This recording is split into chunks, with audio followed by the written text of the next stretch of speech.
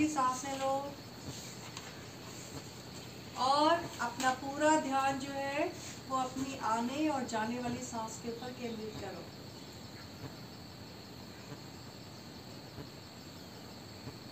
संतोष, थोड़ा सीधे बैठो बेटा।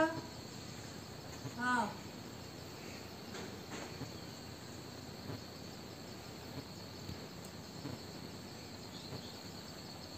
चलो आंखें खोलो। तो आज आनंदम की क्लास में आप लोगों को एक नई कहानी सुनाएंगे, हमारी लोक कथा बिटौली। यूं तो उत्तराखंड में सभी त्योहार मनाए जाते हैं, लेकिन कुछ त्योहार ऐसे हैं जो कि सिर्फ हमारे उत्तराखंड में मनाए जाते हैं।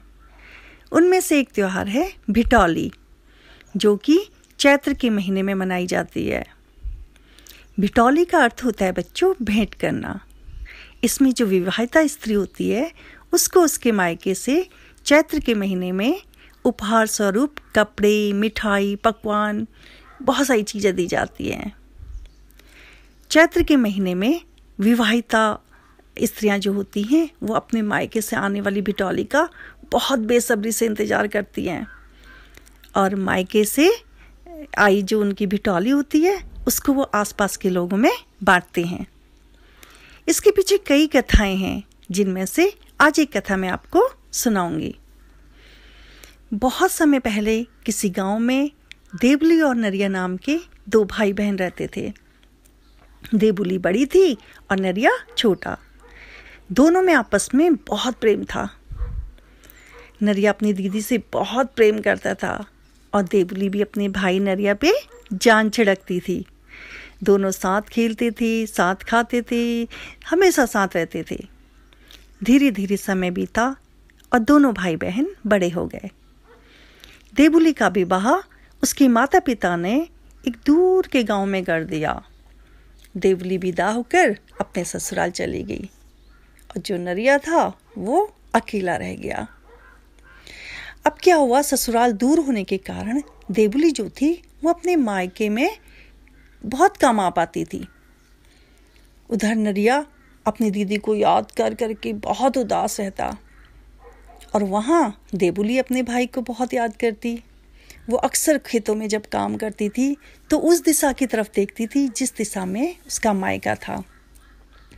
वो मन ही मन उन ऊंची ऊंची पहाड़ियों से कहती, हे पहाड़ियों, तुम थोड़ी सी छोटी हो जाओ ताकि मैं अपने मायके के गांव को देख सकूं, अपने भाई नरिया को देख सकूं।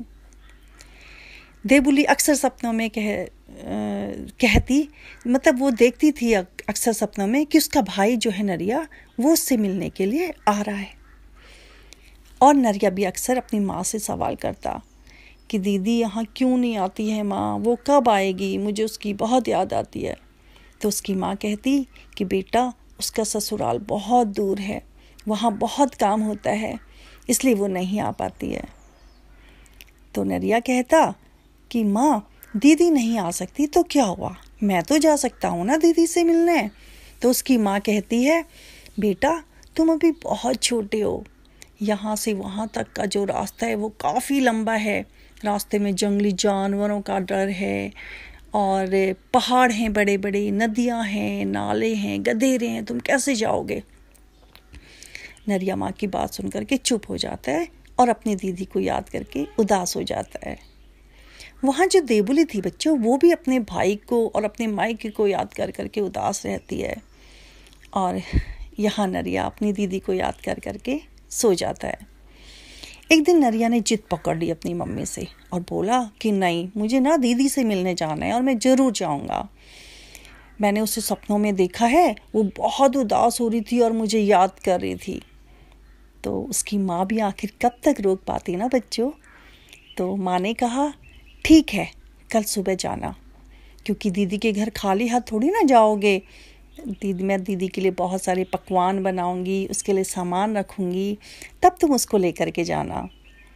और हाँ, तुम वहाँ जाओगे ना तो शाम को वापस घर आ जाना, क्योंकि अपनी बहन के घर रुकते नहीं हैं। हाँ, उन दिनों ना बच्चों क्या प्रथा थी कि वहाँ पे पहले बहन और बेटी के घर में रहना तो बहुत दूर की बात है, उसके ससुराल में वहाँ का पानी तक नहीं पिया जाता था। तो ये ये तय हो गया मम्मी और बेटे के बीच में कि नरिया पकवान लेकर के अपनी दीदी के वहाँ जाएगा और शाम को वापस आ जाएगा। अब क्या हुआ, उसको तो जाने की जल्दी थी। वो सुबह जल्दी उठ गया और उजाला होने से पहले ही नरिया ने क्या करा, जो भेंट की टोकरी थी उसकी मम्मी ने जिसमें पकवान वगैरह बनाए थे, सामान रखे थे, उठाया और खुशी खुशी चल पड़ा। इतनी ज़्यादा उसको खुशी थी अपनी दीदी से मिलने की, वो अपनी मम्मी की बात भी नहीं सुन रहा था। उसकी मम्मी पीछे से बोल रही थी, नरिया आराम से जाना बेटा, जंगली जानवरों से बचना, देखना रास्ते में पहाड़ हैं, नदी नाले हैं, उन्हें अच्छे से पार करना, जानवरों से बचना। पर वो कहाँ अपनी मम्मी की बात सुनता, उसको तो दीदी के ससुराल पहुँचना था जल्दी। वो बहुत तेज़ तेज़ चलने लगा और आखिरकार उसने सारे नदी नाले पहाड़ सब पार कर लिए और वो अपनी दीदी के ससुराल पहुंच गया। पर क्या हुआ, जब वो अपनी दीदी के ससुराल पहुंचा तो वहाँ उसे कोई भी नहीं दिखा।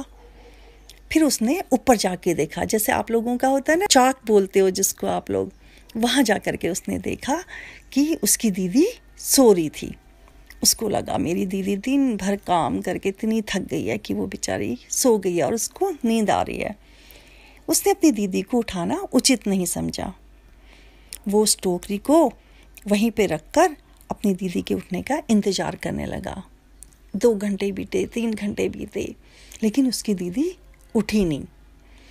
जब उसकी दीदी उठी नहीं तो उसको लगा कि अब मुझे चलना चाहिए, क्योंकि माँ ने भी कहा है कि शाम तक वापस आ जाना और अब शाम होने वाली है। तो वो क्या करता है, टोकरी को वहीं पे रखता है और वापस घर की तरफ चला जाता है। देवुली जब सो करके उठती है तो वो उस उपहार से भरी टोकरी को देखती है तो वो समझ जाती है कि उसका भाई नरिया उससे मिलने आया था। वो तेजी से बाहर की तरफ भागती है, लेकिन तब तक नरिया जा चुका होता है। वो जोर जोर से चिल्लाने लगती है, रोने लगती है और उसकी ये आवाज़ सुन करके रोने की, चिल्लाने की आसपास के लोग इकट्ठे हो जाते हैं। तो गांव वाले जब उससे पूछते हैं उसके चिल्लाने का कारण, तो वो बदहवास होके कहने लगती है, भय भूको मैं सीती, भय भूको मैं सीती। मतलब भाई भूखा रहा और मैं सोती रही। और यही रट लगाते लगाते वो जोर जोर से रोने लगती है और इसी बदहवासी में बच्चों वो नीचे ज़मीन में गिरती है और वहीं पे उसकी मृत्यु हो जाती है।